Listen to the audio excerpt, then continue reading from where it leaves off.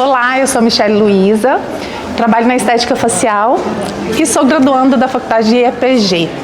E estou aqui hoje, nessa jornada espetacular e de fato eu estou impactada por toda a programação, por toda a preparação, por todo o empenho que a faculdade teve para conosco. E assim, para mim, eu tenho uma paixão muito forte pelos cuidados naturais. E o Carlos, um dos mentores que esteve aqui, ele trabalhou e falou um pouco mais sobre a estética orgânica. E isso me trouxe, assim, um amor maior ainda por esse cuidado que eu resolvi escolher.